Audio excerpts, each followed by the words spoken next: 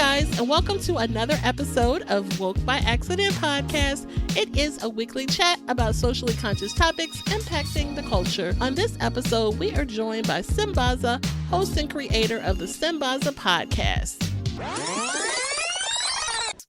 Hey guys, and welcome to another episode of Woke by Accident Podcast, a weekly chat about socially conscious topics impacting the culture. Welcome.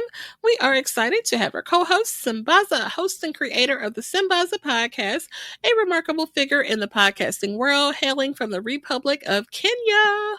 He has garnered 3 nominations for Best African Diasporan Podcast by the APVA, the African Podcast and Voice Awards. In addition, he also has been nominated for Best Blog by the Texas Creator Awards. He presented at Afro's Audio Podcast Festival in 2023, 2024, and he has also participated in the 2025 Podfest. Welcome, Sambaza. Hey, Jen, what's up? I'm just trying to get this stuff ready here. Hey, how have you been? Yeah, doing pretty good. Thank you. I want to say everything has been great this week, birthday week, last weekend, and celebrated all that good stuff. What can I add today? We're live on TikTok. If you're listening to us, we're on TikTok. We are also on Clubhouse, and hanging out there in the East African excellence. That's what it is. And hey, you can catch us on all socials. But apart from that, it's a great week.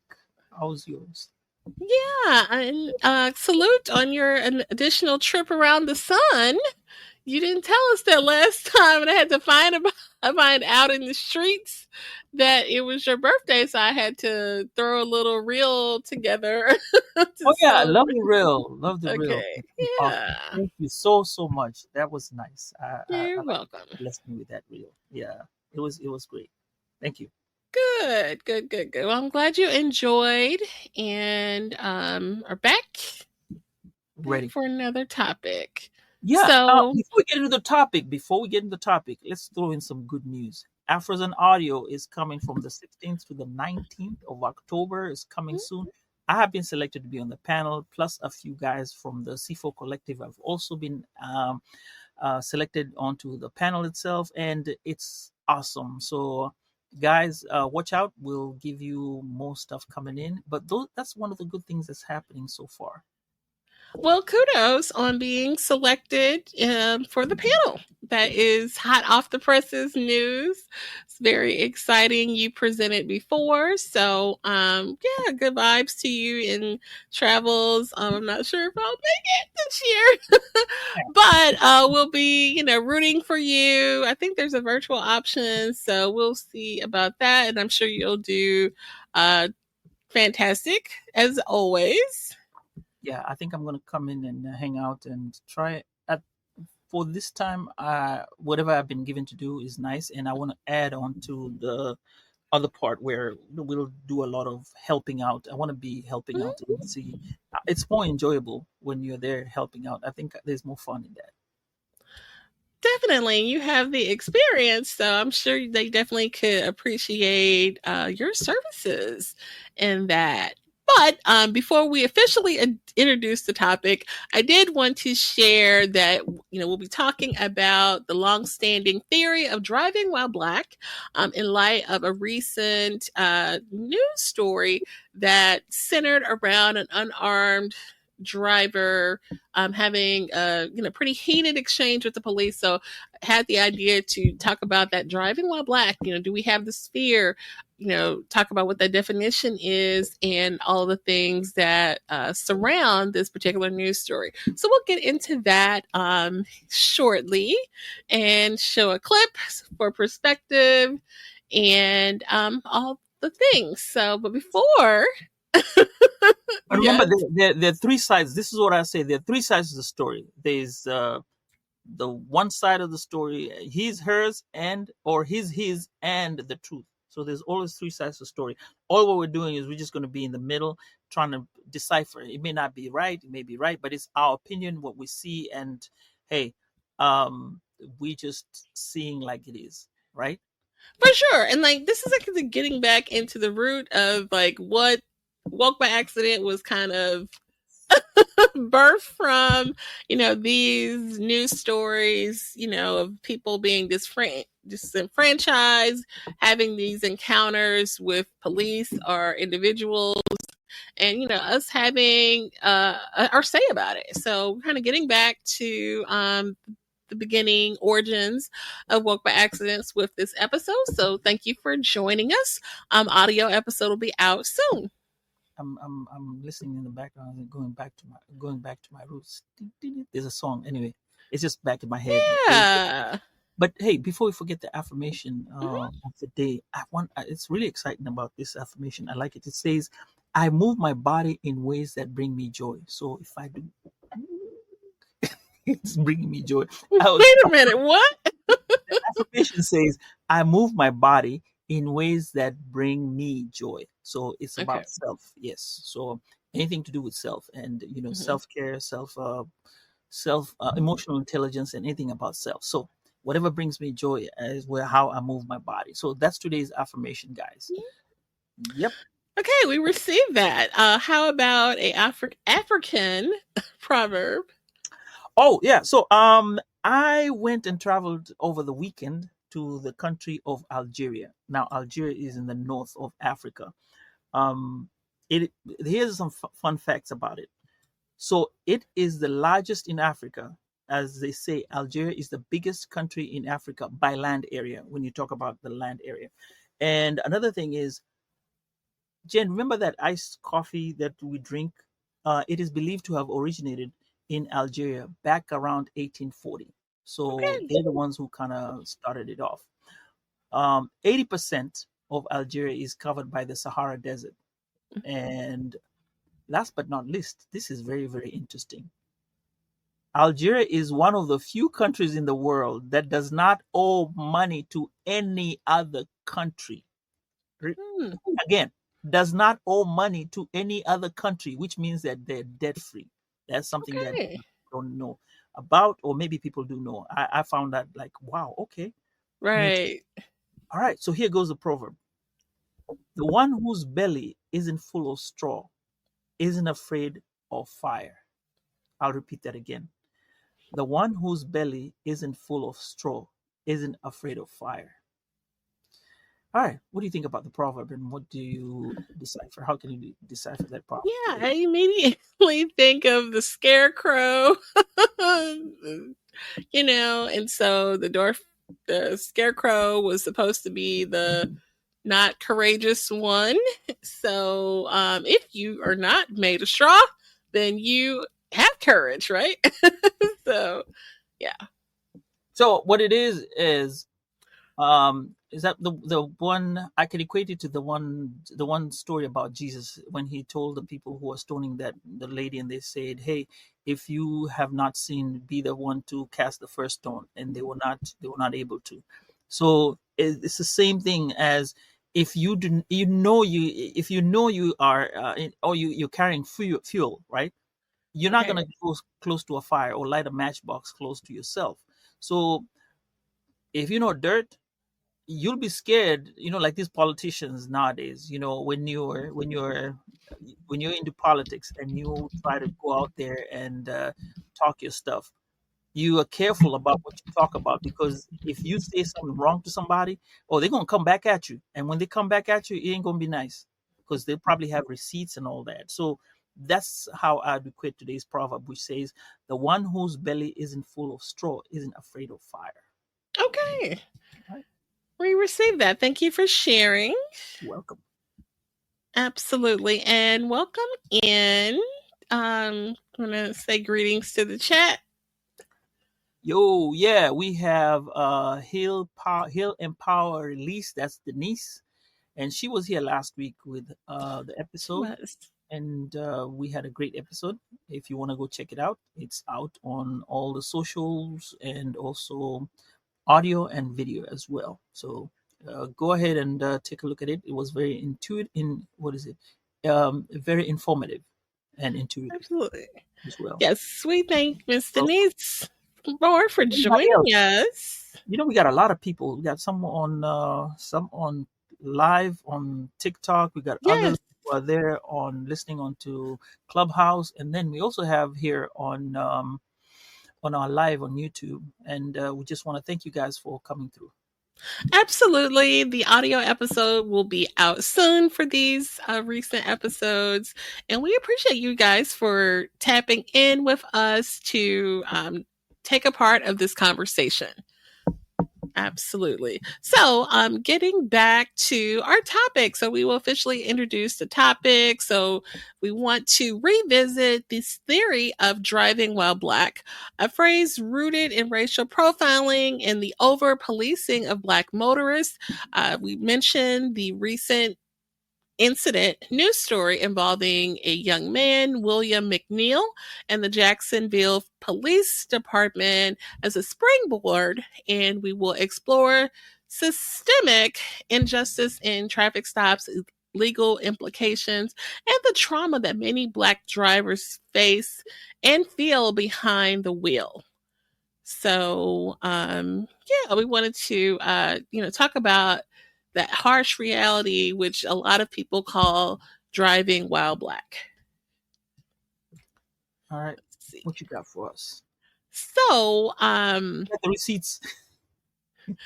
is that where you want to start? So, yeah. So, what inspired this was the news story from Jacksonville, Florida.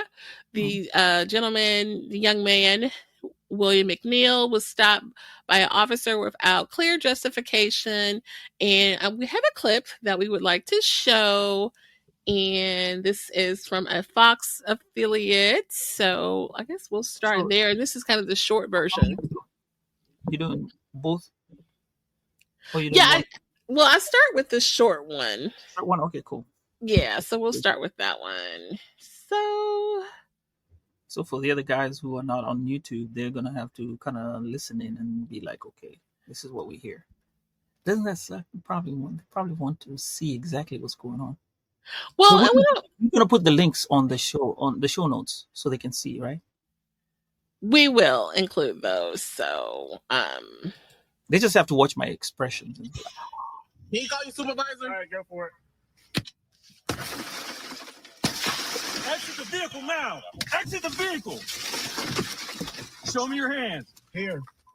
A controversial and hard to watch for so many traffic stops recently went viral. And now attorneys for the driver. Okay, so that's like the really short version of the impact of, it kind of starts with the gentleman's window getting busted out.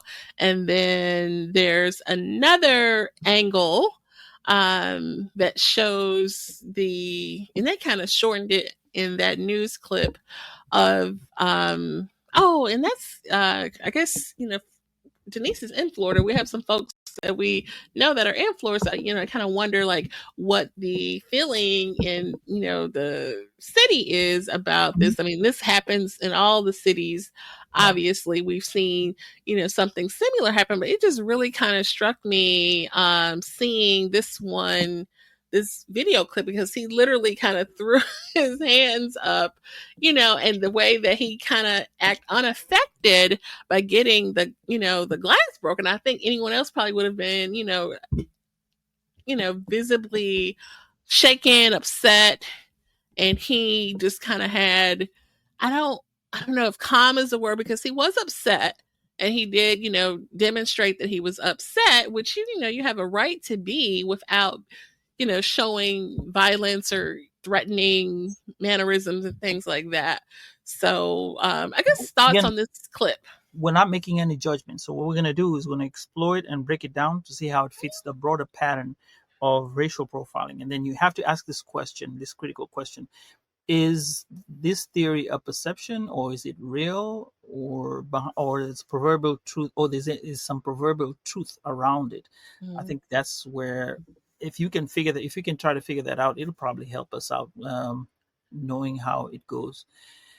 And so that's the reason why we have the clips. I think that was a shortened version, right? The first one. So we got how many more clips? 2? There's one that's the body camera angle that kind of shows the physical exchange once he's pulled out of the car. Right. So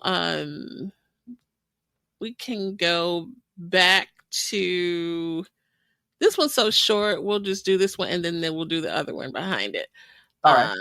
Let me.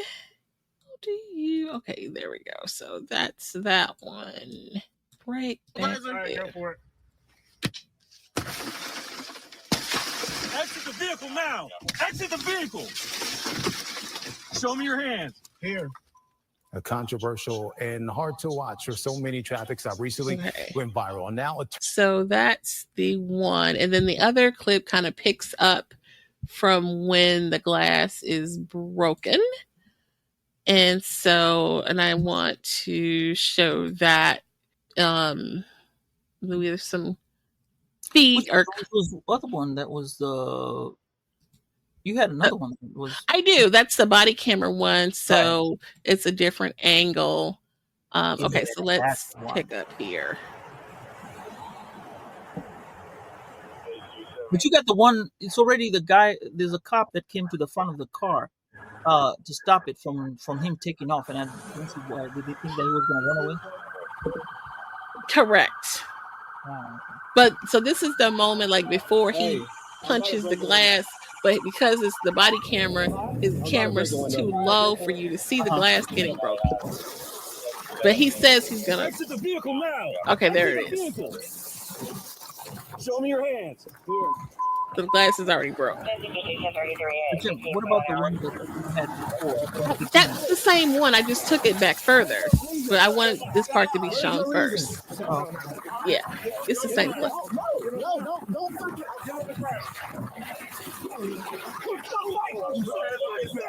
your hands behind your back. Resist. Hands behind your back.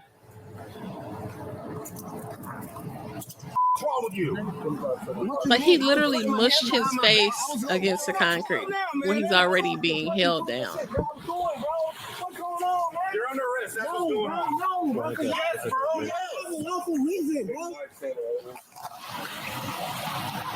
I feel like he has a lawsuit. I mean, just in my humble opinion, I feel like.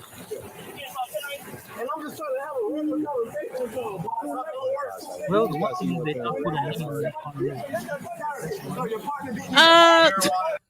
look, he was being restrained and he still had his head, like he literally could have been suffocated had they not, because they literally mushed his whole face against the concrete.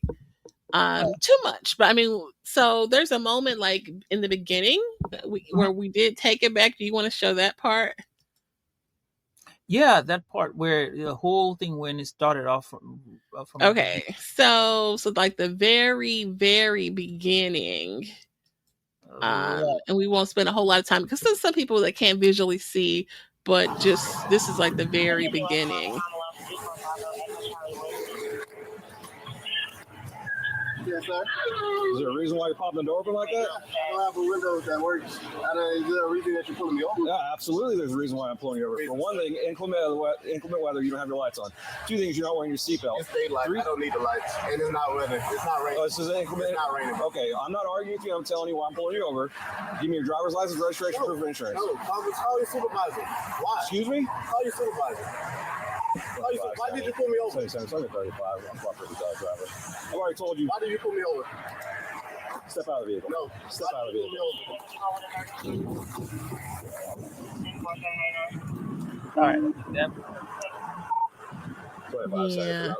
So he asked for a supervisor, which you as a motorist have the right to. In another, I learned that the other expression is a white shirt. You can ask for, which means, them getting a supervisor for you. And obviously they already are mad when you say that because they don't want to do that. You know what I mean? So he was already mad. Jen, wait, before we get what was he pulled over for? I heard something about lights. Right. What lights? Why was he being told because of the lights that he had to have lights? And he said, I don't have to. It's not raining or anything. It's not dark. Correct. So that is part of the case, because he has, obtained a lawyer. I believe civil rights attorney Benjamin Crump is representing him, and they are. I found an article that referenced that they several discrepancies in the official police report. They had a press conference that's actually out online for people to look at too, and they actually have a African American sheriff that conducted the plea, and everything was done by the book, and this and that. But when you, I think he said he doesn't watch TV or something like that. What is it? He made a really weird comment, like he doesn't watch TV, when he was asked about if he had seen the stuff on TV or something like that, and that actually brought about some really weird, it brought up some weird not weird thinking, but it brought up some kind of,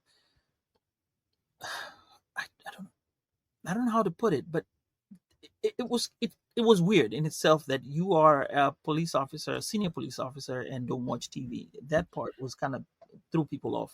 Yeah. Yeah.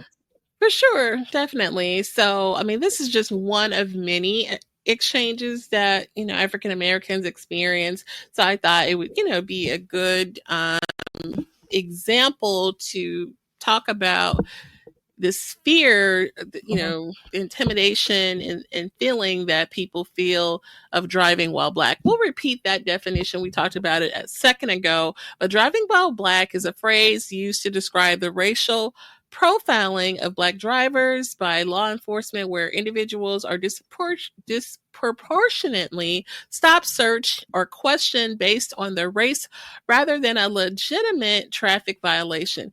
It reflects a broader pattern of systemic policing practices that unfairly target African Americans during routine activities such as driving. So that is where that term comes from, driving while Black. And that's what we want to talk about.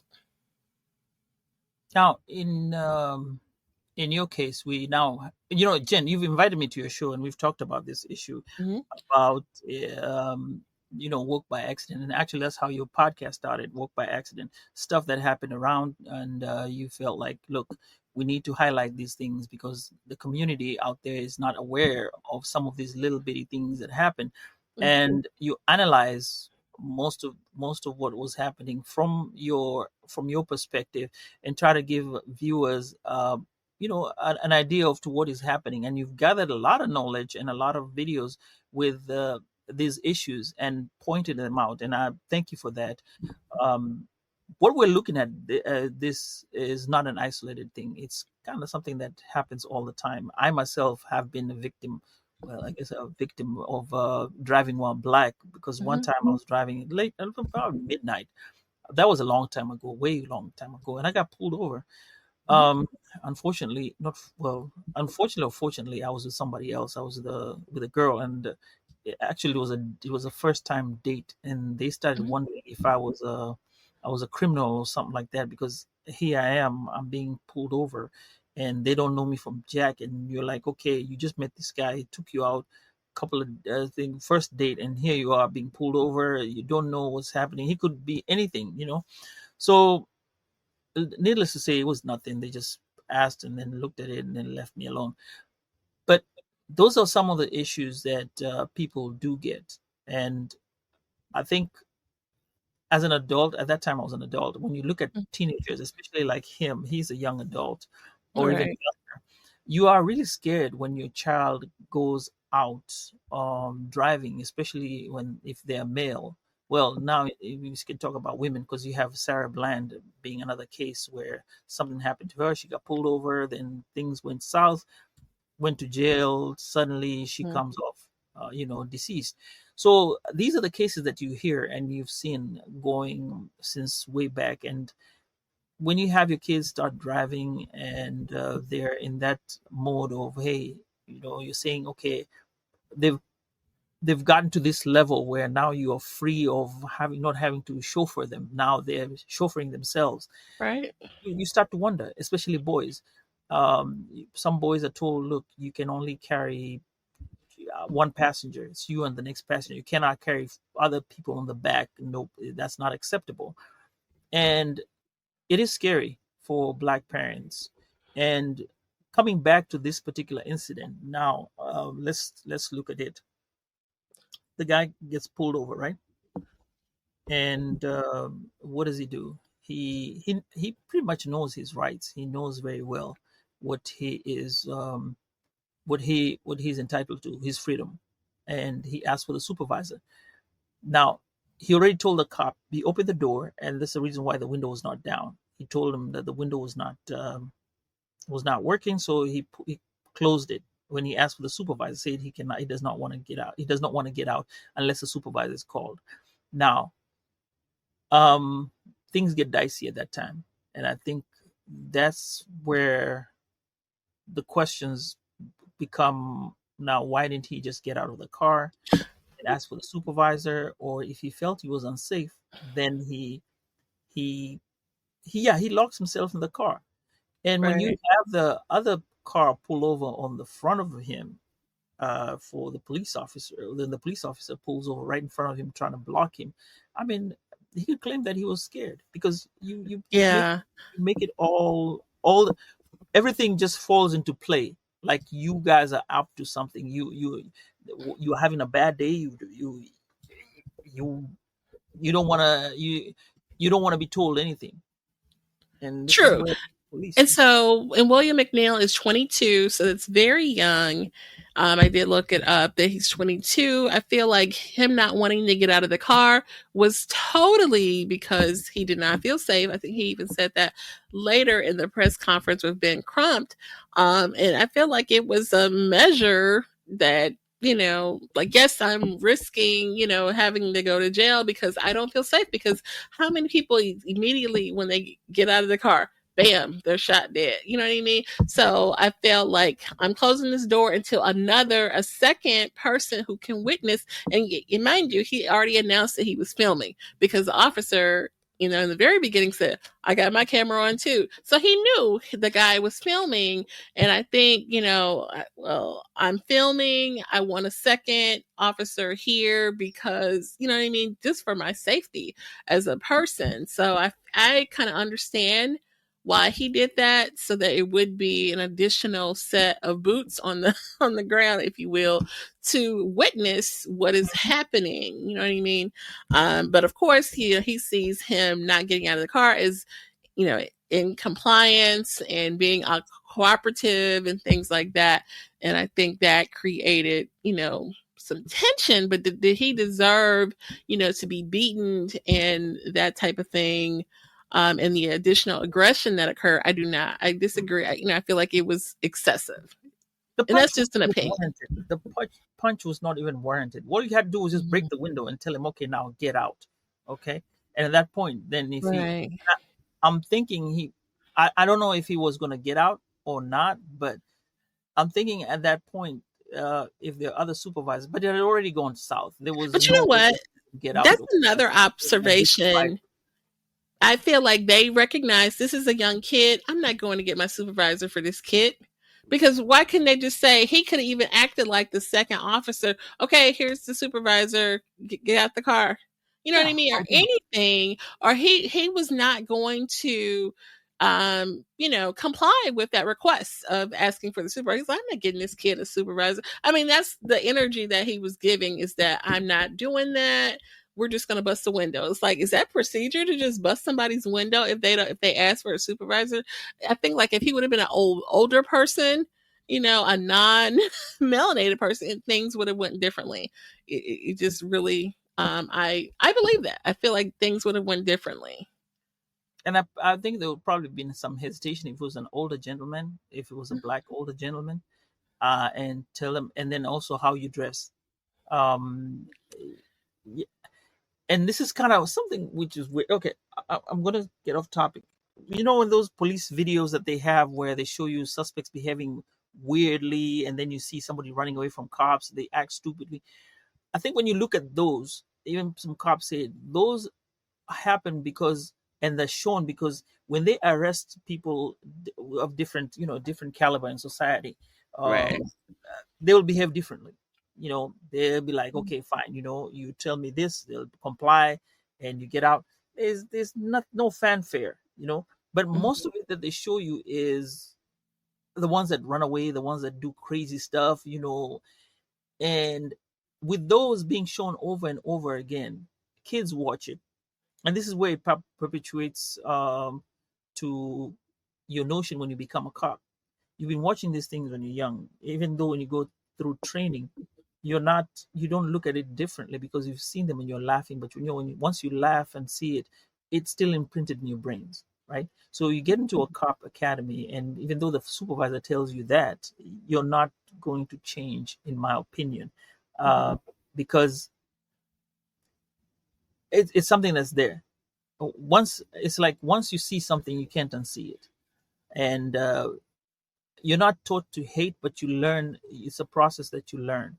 And if you see those videos over and over again, if you like to watch, those cop videos, you say, hey, I want to be a cop. That's where it starts from, I think. Mm-hmm. Yeah. Yeah. And so this racial profiling that we're seeing is a pattern. We have some statistics that I wanted you to share, Sambaza, that we found about the frequency of these types of events. If you can share. Now, here's the key points that we're looking at. The Standard of Open Policing Project 2020. After analyzing 100 million traffic stops across the U.S., the study found Black drivers are about 20% more likely to be stopped than white drivers. Once stopped, Black and Latino drivers are more likely to be searched, even though searches of white drivers are more likely to yield contraband. So U.S. Bureau of Statistics say that Black drivers were stopped by police at a higher rate, 9.8%, compared to white drivers at 8.6%. Let's look at the ACLU racial profiling data. Now, the ACLU are the ones that they advocate for. They do pro bono cases. They're lawyers, and it's not even for traffic cases. Anything that is against your rights, your freedom Correct. and what have you. The ACLU states that racial profiling in traffic enforcement continues to be one of the most common forms of racially biased policing. They advocate for data collection and analysis at the local level and hold departments accountable. Yeah. Okay. So these are the data. This is the data that we have collected. And hey, like they said, their white counterparts usually yield more stuff than the Black counterparts. Yeah, but still, they're going to be pulled over. Right. Now, you mentioned about being a parent and, your kids driving and things like that. And there's even reference to the talk that Black families have with their children. What does that look like for you? Have you had those conversations with the kids? No, I have not yet. He just got his license. He got a permit. So he's about to do the test. Once he passes the test, we're going to have that talk with him. I think at that point, he will have to realize where he is in the world and what it takes to be a driver. What he'll need to do when he gets pulled over, what he needs to do when stuff happens. Now, Jen, I don't know if you remember a story I told you about these things of racial profiling. Majority of the time, when people get profiled racially, it's usually out of their city. Okay. It's not within their city.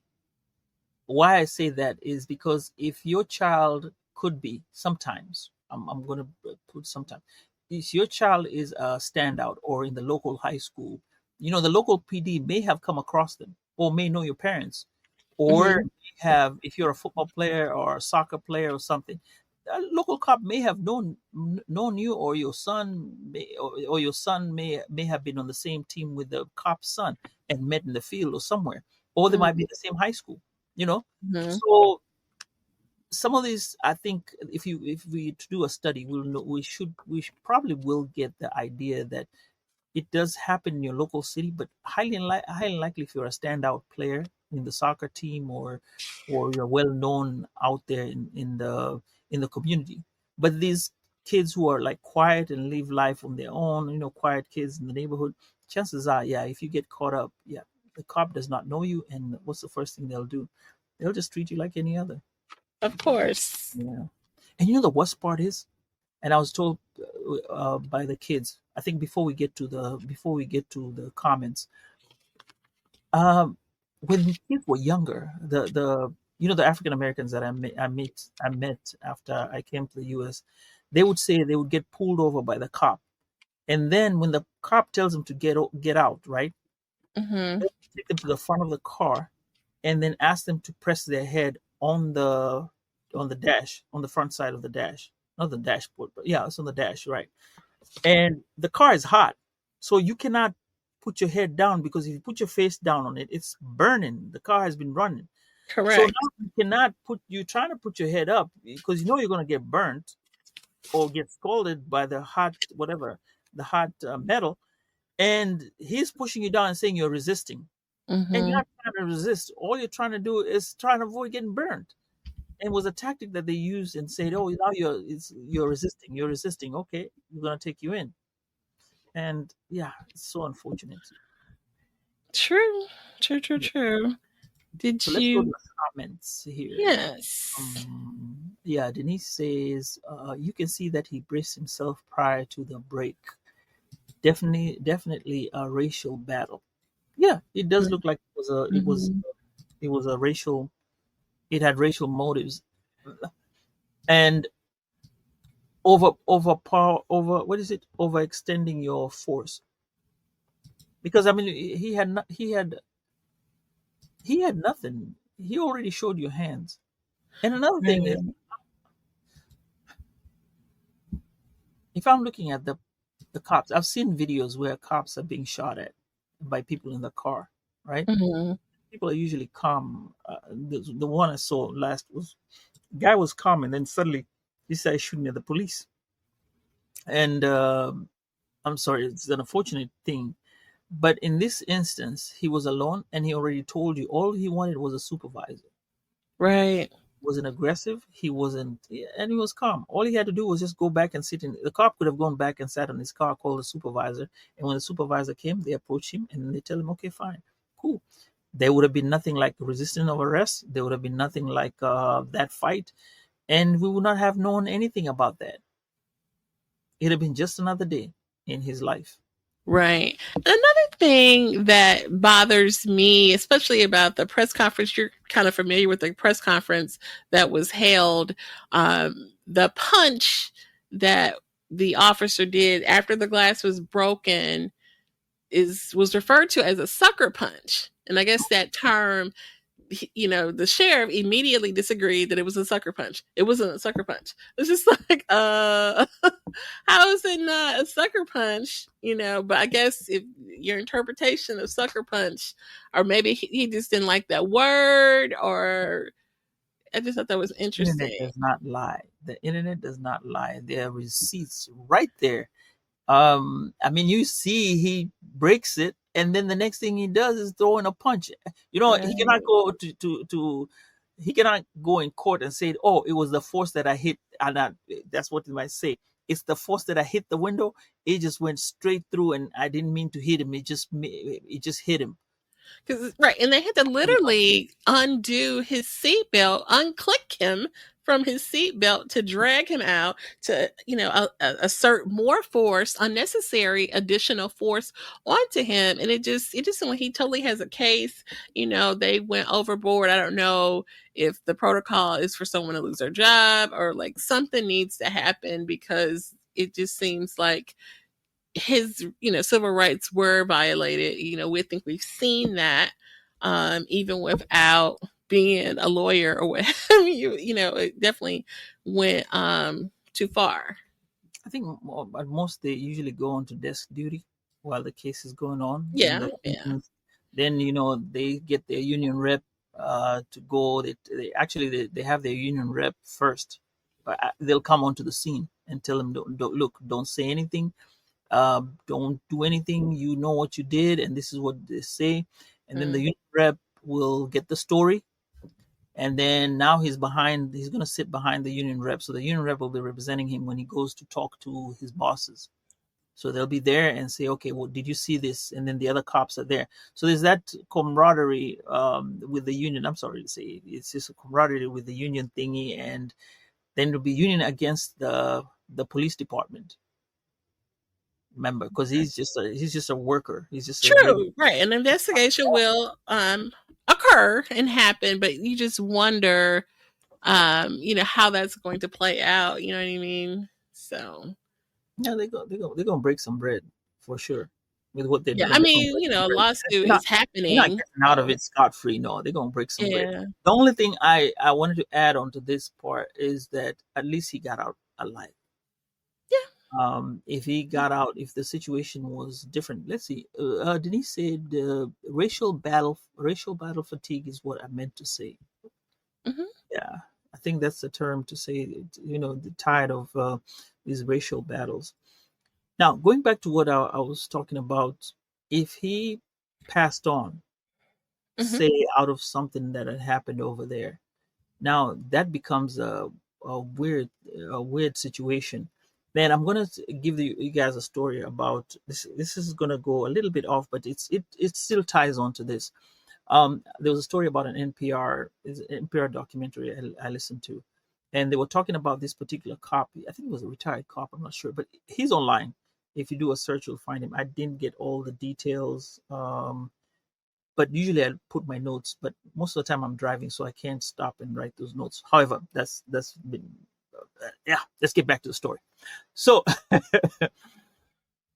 he talks about when you pass on and a cop comes to your house, the first thing he's going to ask you is like, Jen, do you know so-and-so? You're like, yeah, I know so-and-so. When was the last time you saw him? How is he? Or how was he when he left? And you innocently, you'll be spilling the beans without asking the cop, hey, why are you asking me all these questions? Right. And then at that point, after they see how you're going to behave or whatever you'll say, and when the point you say, hey, and what is wrong? Why are you asking me the questions? That's when now they come out and tell you, so and so has been involved in an accident with the police, and he's no longer with us, and blah blah blah. That's how the spiel goes.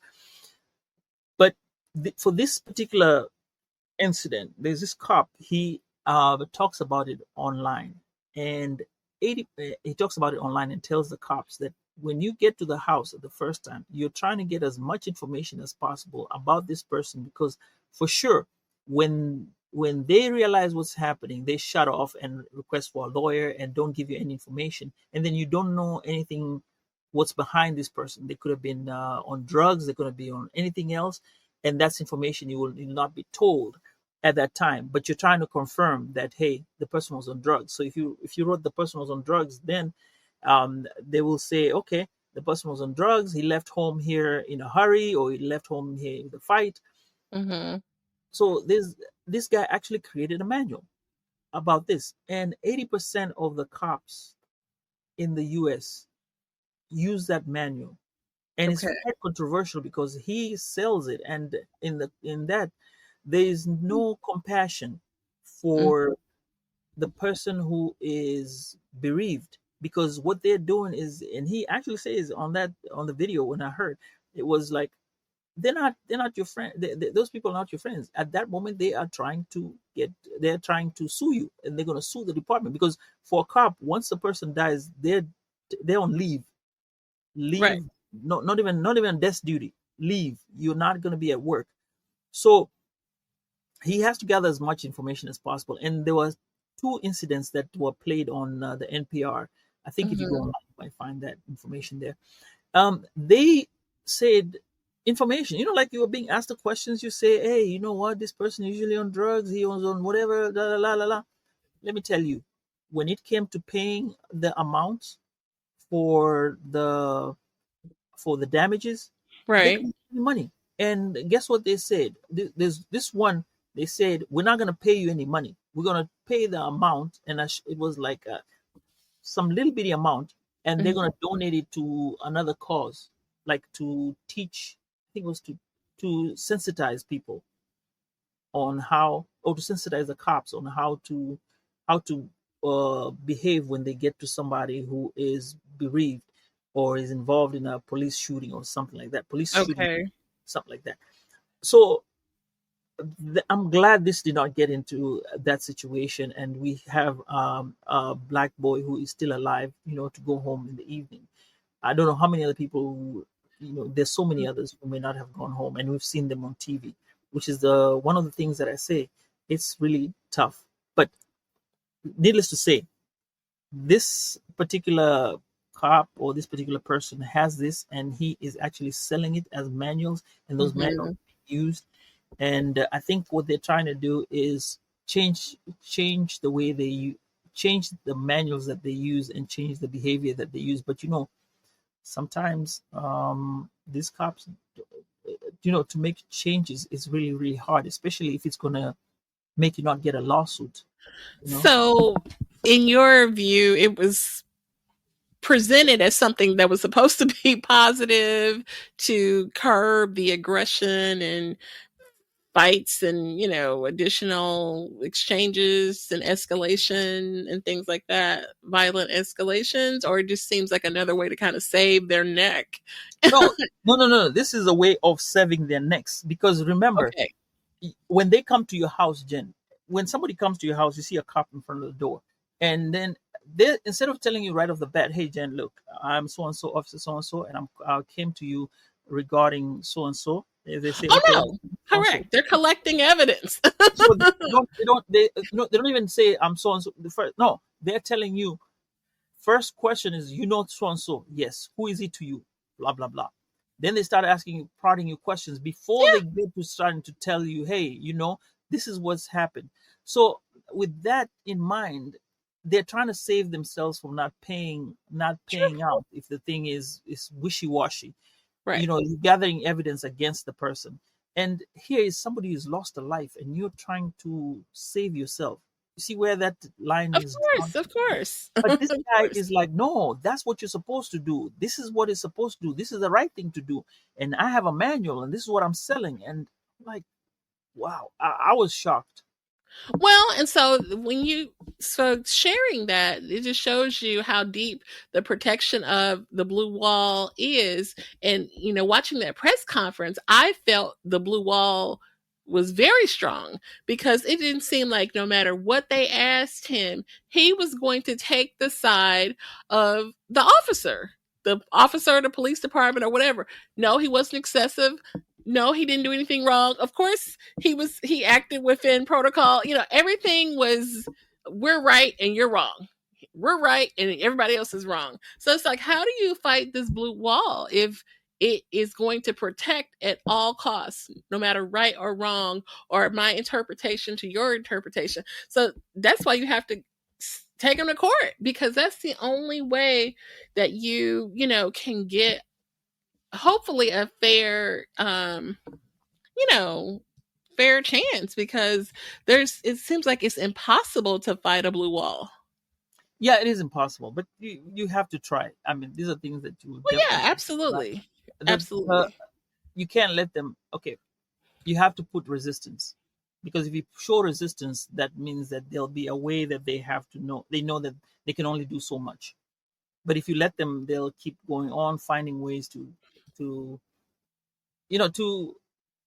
get these boys in. And but it's a tough scenario when you look it is, because and I think some people who are non-melanated may say, oh, you should be doing the right thing. You should follow the laws. And I think people want to follow the laws and not be, in cooperative or not, trying to be uncooperative and things like that.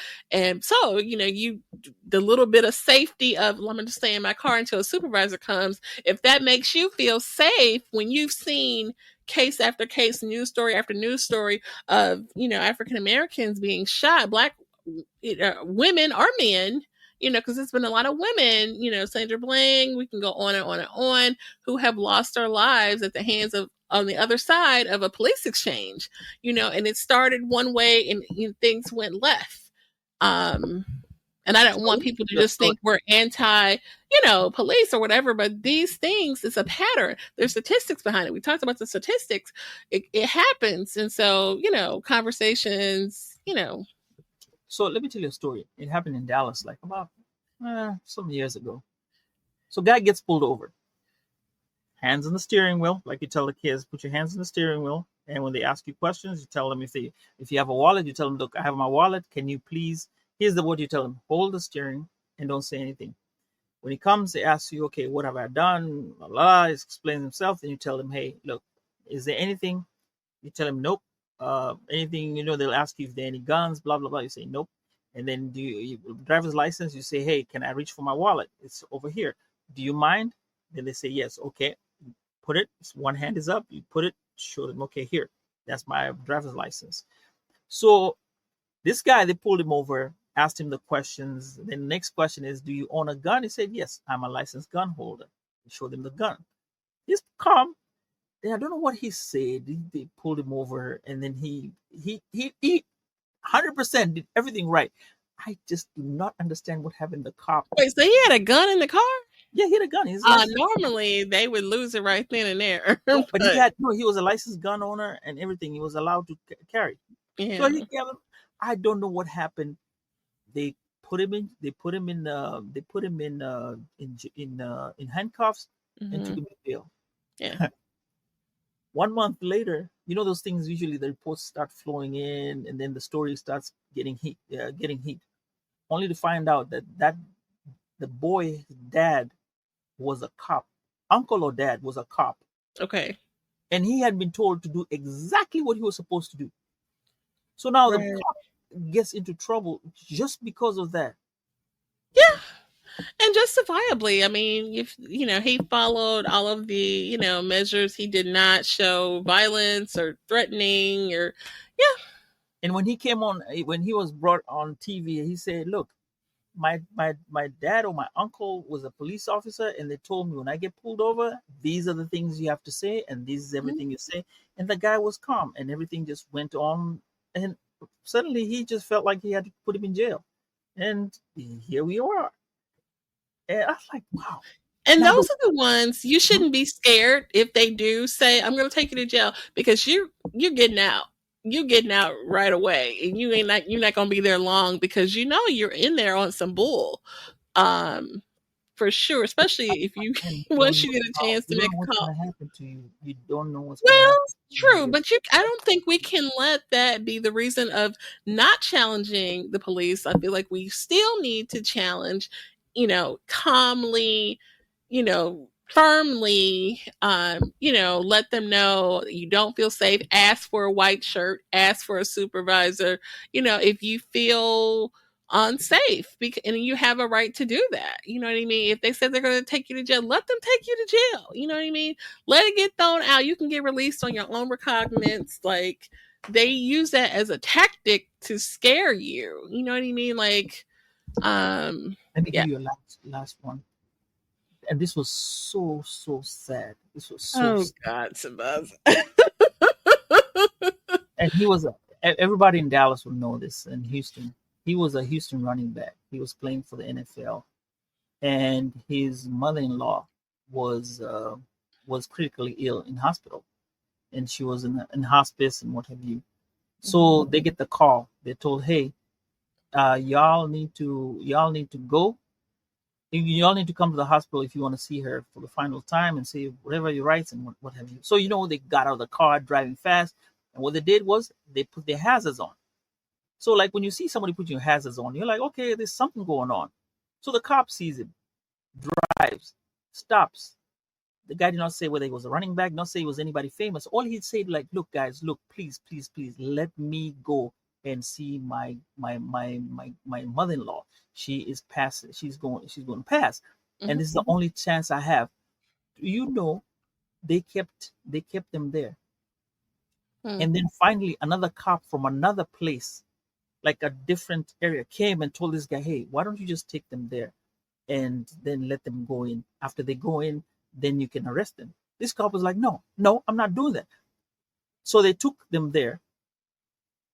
Even before they got there, the lady died before they could get to see them. And then he was still outside. He wouldn't let the other guy in. He let the other people in. So then finally the other cop told him, look, dog, look, you're not doing this right. Let them in, right? So he let the guy in. The guy came back, put him in cuffs, and said, hey, take me to jail. So remember, it catches heat.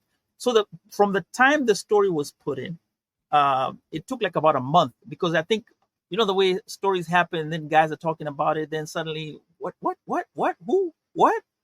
And they said, oh, wow. Then they realized what mistake they had done. And this guy he was a running back in Houston. He didn't want to bring his name out, with it's another story to tell.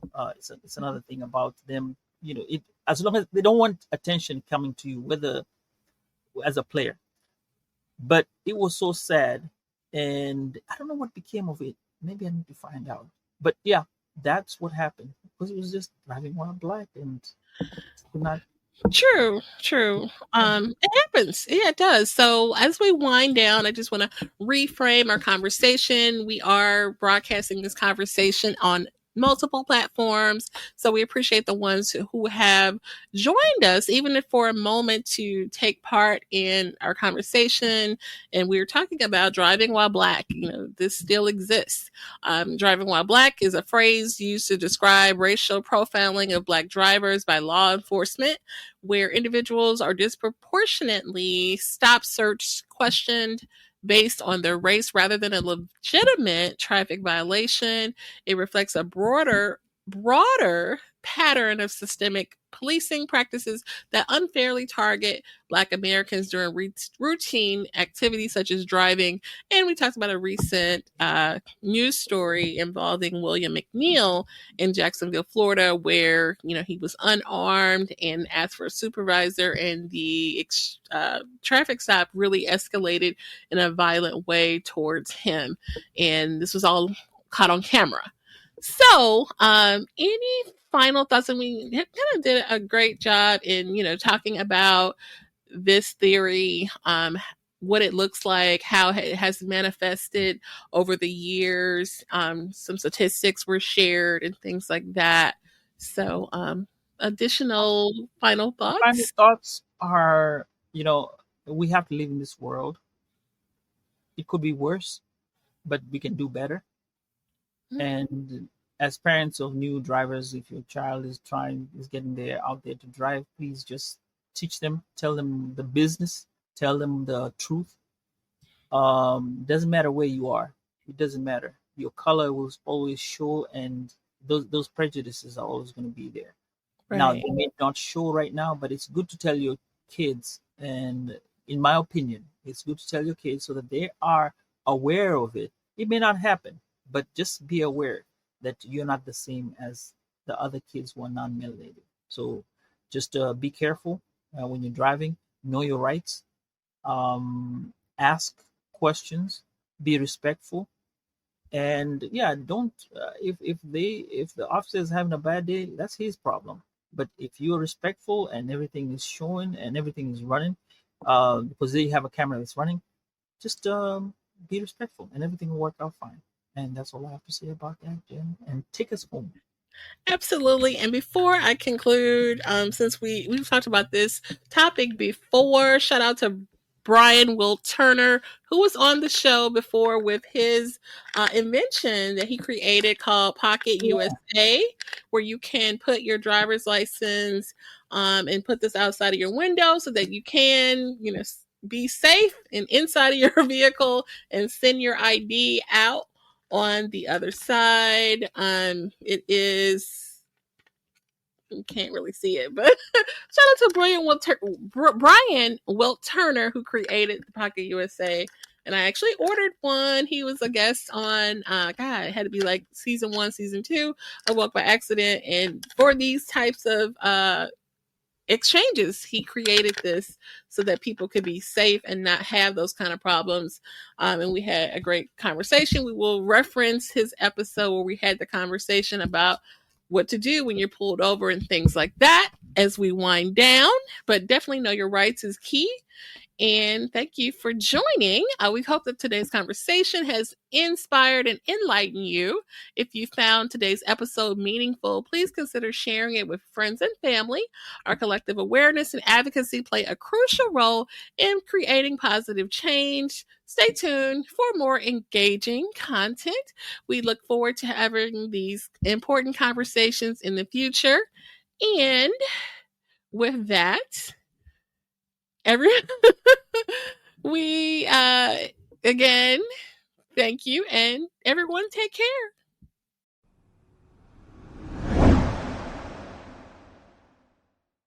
At this time, we're going to go ahead and conclude the episode. We greatly appreciate you listening. We invite you to follow us on social media. On Instagram, it is Woke by Accident Podcast. On Twitter, it is Woke by. On Facebook, it is Woke by Accident Podcast. We also have the new website up, www.wokebyaccident.net. Please check us out. And also follow us on all of your favorite streaming platforms. And please leave a review and share feedback. You can also reach out by Gmail, wokebyaccident@gmail.com. And every time you listen, we appreciate it so much. Thank you for listening, and take care.